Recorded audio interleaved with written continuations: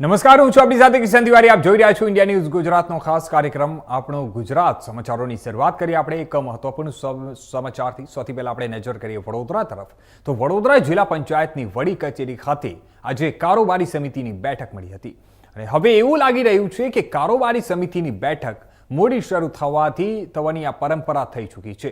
આજે પણ લગભગ અડધો કલાક મોડી બેઠક શરૂ થઈ હતી. બેઠક માટે નિયત સમયના 2 મિનિટ પહેલા જ પહોંચેલા કારોબારી સમિતિના અધ્યક્ષ બેઠક કક્ષમાં પહોંચી ગયા હતા. જોકે વિરોધના ગણગણાટ વચ્ચે સિનિયર સભ્ય અને અન્ય સભ્યો સંકલન રૂમમાં જ બેસી રહ્યા હતા. ત્યારે સંકલન કક્ષ પાસે મીડિયા પહોંચતાની સાથે જ વિરોધના ગણગણાટ સાથે સભ્યો બેઠક કક્ષમાં પહોંચ્યા હતા. સભ્યો વચ્ચે ચર્ચા છે કે કારોબારી અધ્યક્ષની સત્તા હોવા છતાં પણ ગામડાઓના વિકાસ માટે નાણાંની ફાળવણી થતી નથી અને સયાજીપુરા ખાતે ગેસ્ટ હાઉસ માટે કારોબારી સમિતિના ચેરમેન આગ્રહ રાખી રહ્યા છે. બેઠકના અંતે કારોબારી ચેરમેને વિસ્તૃત માહિતી આપી હતી. જોકે મીડિયાના સવાલોના જવાબમાં તેમણે લૂલો બચાવ કરી અને દિવાળીનો તહેવાર હોવાથી સભ્યો ટ્રાફિકના કારણે મોડા પહોંચ્યા હોવાનું જણાવ્યું હતું. ત્યારે સભ્યોના વિરોધના ગણગણાટથી અજાણ હોવાનું જણાવ્યું.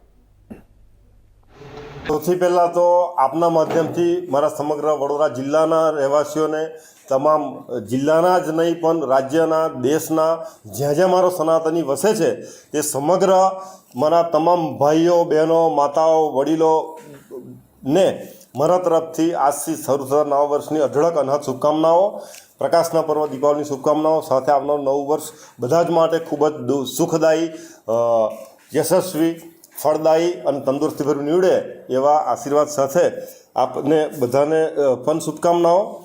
આ કારોબારીમાં મેઇન 171 કામો 382.20 લાખ રૂપિયાના, જેને ગત સામાન્ય સભાએ પ્રાથમિક મંજૂરી આપેલી હતી, એમને વહીવટી મંજૂરી આપવામાં આવેલી છે, જેથી કરીને મારા જિલ્લાના વિકાસમાં કોઈ કમી ના રહી જાય, કચાશ ન રહી જાય, એના માટે સ્પેશિયલ આજની કારોબારીમાં ચિંતા કરવામાં આવેલી છે. ત્યાર પછી જિલ્લાની તમામ આંગણવાડીની અંદર અમે એસએસના વાસણો તમામ બાળકોને ડીશ ચમચી આપવા માટે ગત બજેટમાં જે 65 લાખની જોગવાઈ કરવામાં આવેલી હતી, પરંતુ મારા જિલ્લામાં કુલ 1409 આંગણવાડીઓ છે. એ તમામમાં એસએસના વાસણો અને ડીશ ચમચી માટે બીજા 37 લાખની વધુની જરૂર હતી. એ જોગવાઈ કરી આપવામાં આવેલી, એ જોગવાઈ વધારવાની કરી. ત્યારબાદ જે રિનોવેશન થયેલો આપનો સભાખંડ છે એની અંદર માન્ય પત્રકારશ્રીઓને અમારા અધિકારીશ્રીઓ જે બે તરફ ટેબલ નથી, એટલે એના માટે ખર્ચની જોગવાઈ કરેલ છે.